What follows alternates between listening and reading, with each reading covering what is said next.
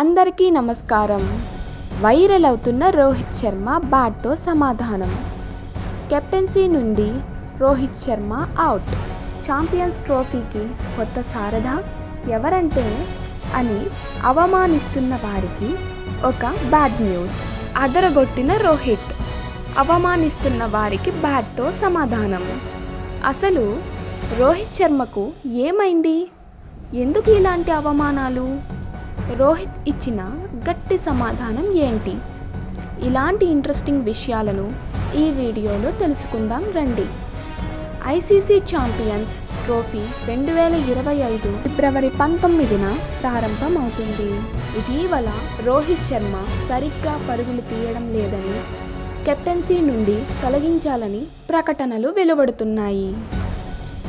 2024 T20 world cup నుంచి రోహిత్ శర్మ మొత్తం 8 test మ్యాచ్లు, 4 వన్డేలు ఆడాడని, ఈ కాలంలో అతను టెస్టులలో 10.93 సగటుతో కేవలం 164 పరుగులు మాత్రమే చేశాడని, అదేవిధంగా వన్డేలో అతను 39.75 సగటుతో 159 పరుగులు చేశాడని, రోహిత్ శర్మ తన గత 10 అంతర్జాతీయ ఇన్నింగ్స్లలో కేవలం 3 సార్లు మాత్రమే రెండంకెల స్కోర్లను దాటాడని, ముఖ్యంగా ఇంగ్లాండ్లో జరిగిన తొలి వన్డేలో అతను కేవలం 2 పరుగులకే అవుట్ అయ్యాడని, ఇలా హేళన చేసి రిటైర్మెంట్ తీసుకోమని రోహిత్ శర్మ గారిని ఎంతగానో అవమానించారు.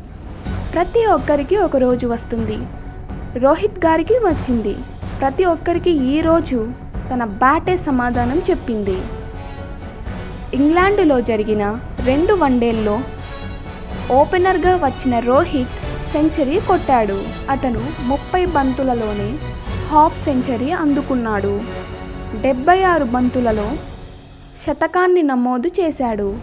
రోహిత్కు వన్డేల్లో 32వ శతకగా దాదాపు 16 నెలల తర్వాత హిట్మ్యాన్ వన్డేల్లో సెంచరీ కొట్టాడు.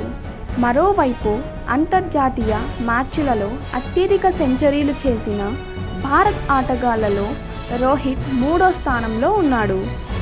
మిగతా 2 స్థానాలలో సచిన్ టెండూల్కర్, విరాట్ కోహ్లీ ఉన్నారు. రోహిత్ వన్డే మ్యాచ్లలో అత్యధిక పరుగులు సాధించి ఆటగాళ్ల జాబితాలో టాప్ 10లో నిలిచాడు. రోహిత్ 10,964 పరుగులతో వన్డే క్రికెట్ చరిత్రలో అత్యధిక రన్స్ చేసిన 4వ భారత బ్యాటర్గాను నిలిచాడు. మిగతా 3 స్థానాలలో సచిన్ టెండూల్కర్, విరాట్ కోహ్లీ, సౌరవ్ గంగూలీ నిలిచారు. రోహిత్ వన్డే క్రికెట్ చరిత్రలో 339 అత్యధిక సిక్స్లతో 2వ బ్యాటర్గా నిలిచాడు. ఇప్పుడు ప్రతి విమర్శకుడికి తన బ్యాట్తో సమాధానం చెప్పాడు హిట్మ్యాన్. ఇదండి ఇవాల్టి ఘనతని సంపాదించిన రోహిత్ శర్మ బ్యాట్ సమాధానం. ఒకరోజు వస్తుందని ఆశించి గెలిచిన మన రోహిత్ శర్మ బ్యాట్ సమాధానం మీకేమనిపించిందో కామెంట్ చేయండి. నచ్చితే లైక్ చేయండి, షేర్ చేయండి. మరిన్ని ఇలాంటి ఇన్ఫర్మేటివ్ వీడియోస్ కోసం మన ఛానల్ని సబ్స్క్రైబ్ చేసుకోండి. ఇంతవరకు ఓపికగా విన్న మీకు నా ధన్యవాదాలు.